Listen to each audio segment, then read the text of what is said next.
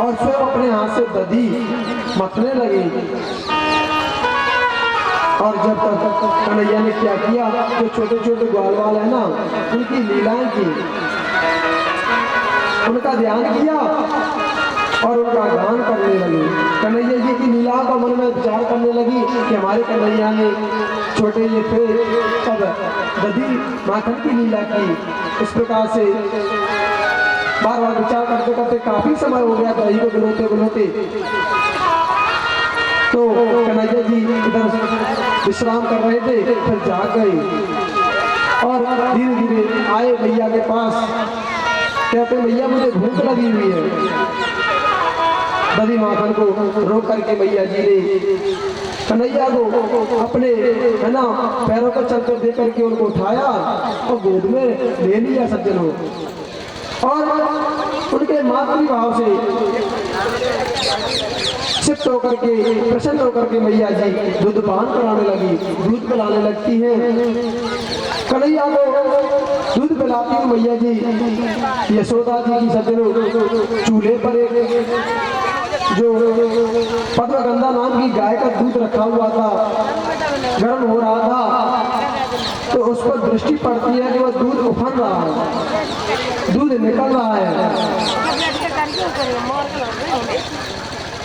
उसे सुनकर के सज्जनों पद्मगंधा जो गाय है ना, क्या है, 1000 गायों को जब कमल के फूल खिलाए जाते हैं, 1000 गायों को, एक गाय को नहीं 1000 गायों को, उनका जो दूध निकलता है 1000 गायों का, वह दूध 100 गायों को पिलाया जाता है। फिर जब वो 100 गाय दूध देती है तो 10 गायों को दूध पिलाया जाता है।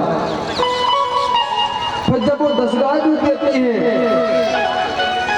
तब सभी को मिलाकर के एक गाय जो दूध देती है उसे पद्मगंधा गाय कहते हैं। इतना शक्तिशाली दूध, क्योंकि नंद बाबा के यहाँ लाखों गाय थी, 1-2 गाय नहीं थी। तो गाय की भी प्रजातियां बहुत होती हैं। तो जो गाय तच रहा था, गर्म हो रहा था, चूल्हे पर मैया ने देखा कि गाय का दूध निकल जाएगा, तो कन्हैया जी को पटक दिया और भाग करके उस दूध को उठाने लगी। कन्हैया ने देखा और कन्हैया को क्रोध आ गया। गुस्से में आकर के उन्होंने एक पत्थर लिया और उठा करके दधी भांज पर ऐसा मारा सज्जनों कि वह टूट फूट करके बिखर गया। उसमें जितना भी दही रखा हुआ था सब फैल गया। कन्हैया जी उस कक्ष से बाहर आए और कुकर पे आकर बैठ गए, गुस्सा हो गए, नाराज हो गए।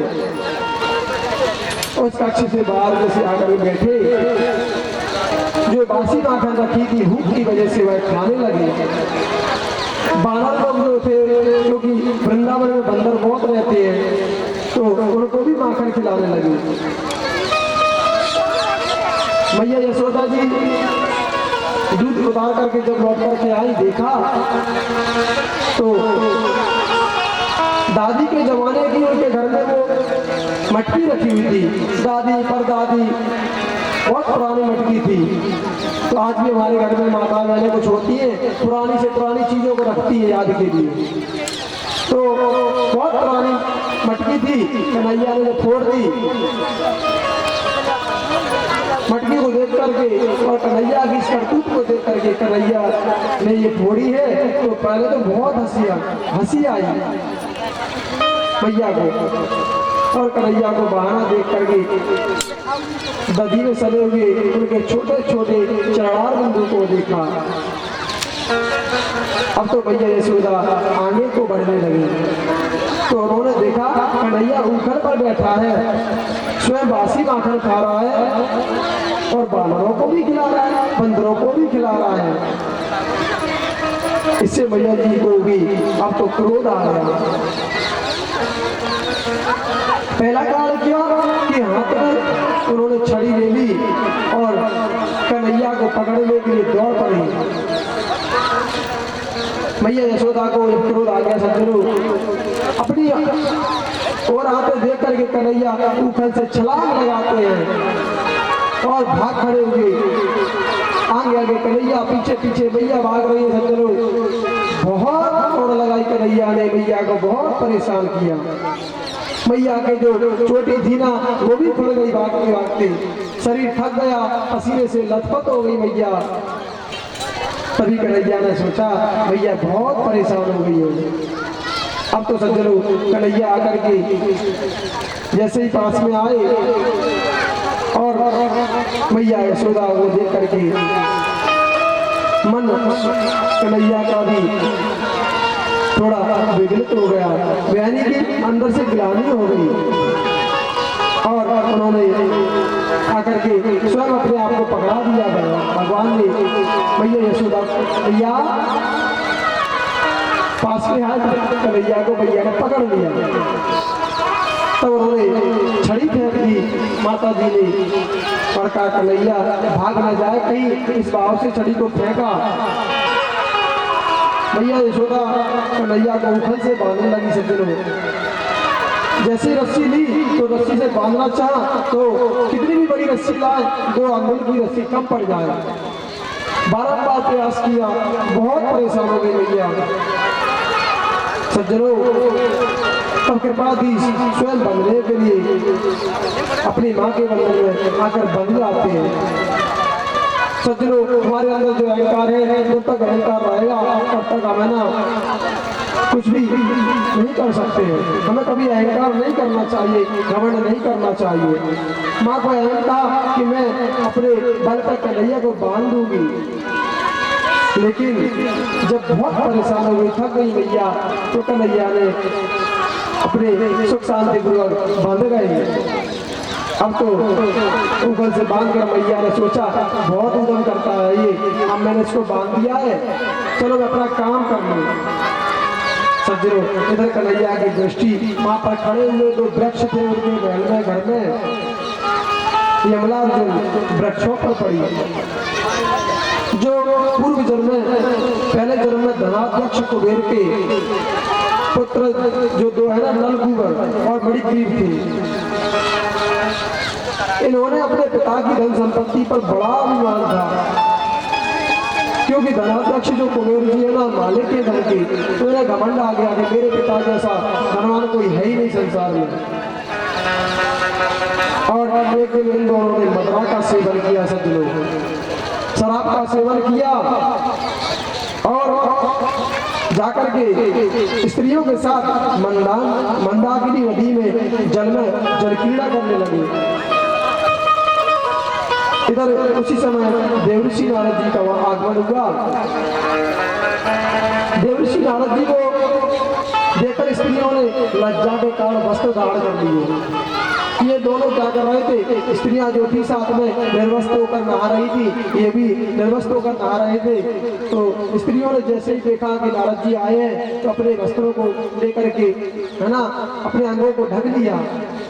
लेकिन ये अभिमान में आकर के मदरा का पान किए हुए धनाध्यक्ष के पुत्रों ने न तो नारद जी को प्रणाम किया, न कुछ बोले और हंसने और लगे, हंसी उड़ाने लगे, जिससे देवर्षि नारद जी को क्रोध आ गया। सज्जनों, उन्होंने श्राप दिया, अरे नलकूबर और बड़ी गिरफ्त तुम लोग आना बहुत अहंकार में हो और तुम दोनों वस्त्र से रहित होकर के स्नान कर रहे हो, मदरा का पान करके निर्वस्त्र होकर स्नान कर रहे हो। जाओ, मैं तुम्हें श्राप देता हूँ कि वस्त्रों से रहित होकर के वृक्षों की बात यहाँ खड़े खड़े मुझे देखकर हंस रहे हो, इसलिए तुम दोनों वृक्ष बन जाओ। ऐसा नारद जी सज्जनों इन दोनों वृक्षों को बनने का श्राप दे देते हैं। अब तो नलकूबर और बड़ी बड़े दुखी हुए, भयभीत हो गए। अब देवर्षि नारद जी के चरणों में गिर गए, माफी मांगने लगे, उनसे क्षमा मांगने लगे। तो देवर्षि नारद जी ने कहा, श्राप तो लग चुका है, तुमने गलती की है, मुख से निकली हुई बात वापस नहीं आती, बंदूक से निकली हुई सज्जनों गोली वापस नहीं हो सकती है। तो दया आ गई नारद जी को, कहा जाओ तुम द्वापर युग में जब यदुवंश में भगवान कन्हैया अवतार लेंगे उस समय उनके अंगों के स्पर्श से तुम्हारा उद्धार हो जाएगा और तुम्हें मुक्ति प्राप्त हो जाएगी। देव ऋषि नारद जी के श्राप के कारण सज्जनों नंद बाबा के आंगन में ये दो वृक्ष खड़े हुए थे। इन्हें मुक्त करने की इच्छा से ही कन्हैया जी ने उखल को घसीटते हुए उनके पास पहुंच गए और स्वयं कृष्ण वृक्षों के मध्य से निकल गए। दो वृक्ष खड़े थे, उखल बड़ा था तो बीच से निकल गए। रस्सी से बंधे हुए थे भगवान, उखल से भी बंधे थे, हाथ भी बंधे हुए थे।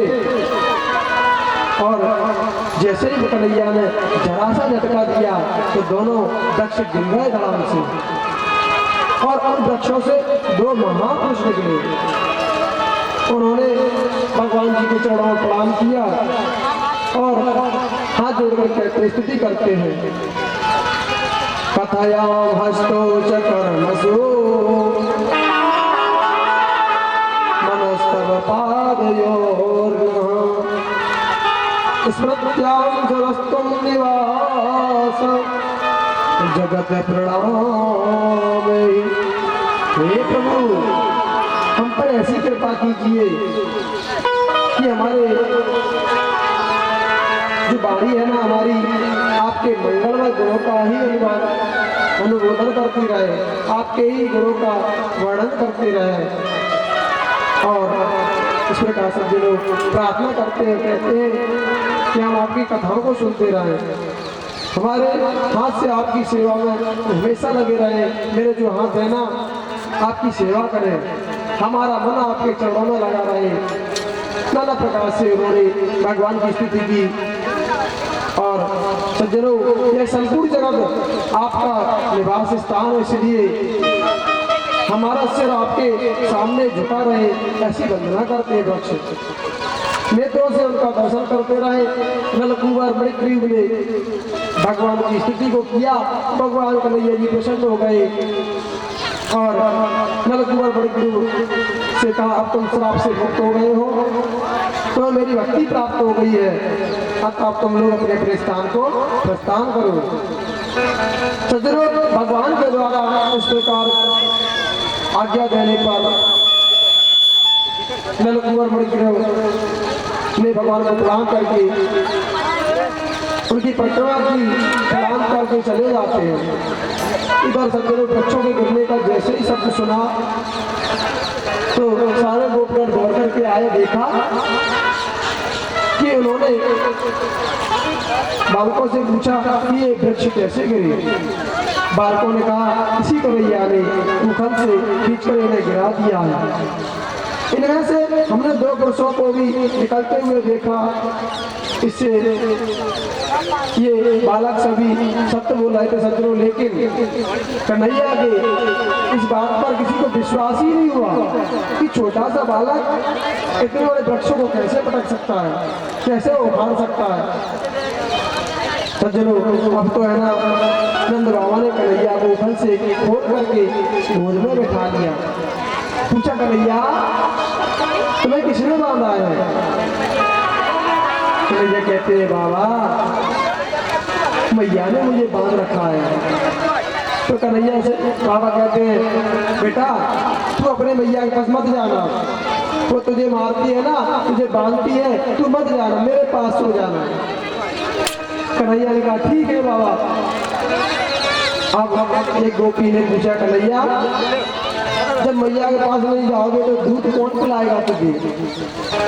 तो फिर तो कन्हैया अपनी मधुर मुस्कान से कहते हैं, बाड़ी से कहते हैं मैं मैया ही का ही दूध पीऊंगा। सारे दिन कन्हैया नंद बाबा के पास रहे। सज्जनों गुस्सा में थे ना, तो जब गुस्सा शांत हो गई तो जाकर मैया के पास है ना गोदी में पहुंच जाते हैं और सहन करके मैया का दूध का पान करते हैं। इस तरह सज्जनों बहुत सारी लीलाएं करते हुए भगवान आगे चलते हैं। आइए भजन सुने, तदुपरांत विश्राम कर देते हैं। 3 बज चुके हैं। जलपान आदि की जो भी व्यवस्था पर लोग व्यवस्था करें और चंदा जो आया